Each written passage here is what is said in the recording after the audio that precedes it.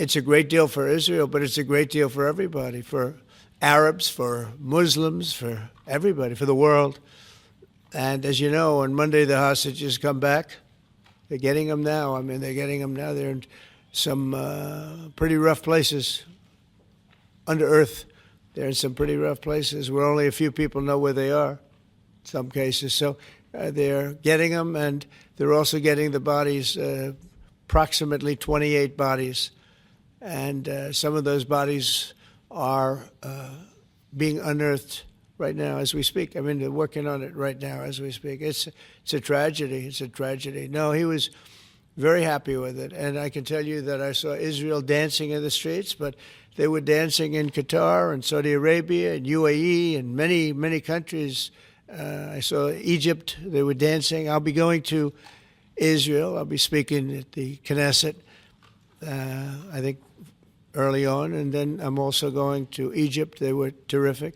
But all of the countries were great. Indonesia was great. Jordan was great. They were all great. Everybody wants this deal to happen. I think you're going to have tremendous success, and Gaza is going to be rebuilt.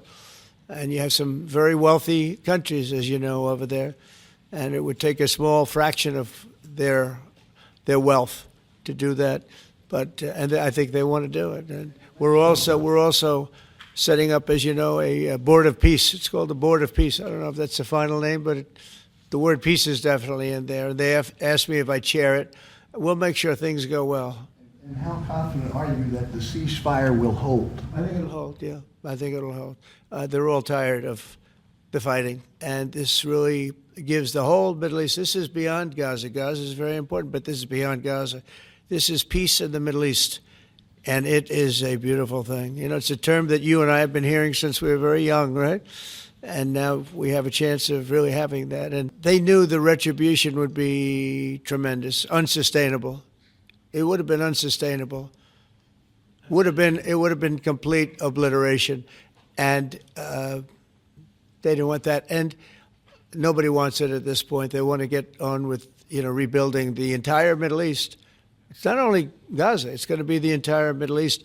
They're going to be able to live in peace. Now, we have some little hot spots, but they're very small. You know the ones I'm talking about. They're very small. They'll be very easy to put out. Those fires are going to be put out very quickly. Yes, ma'am.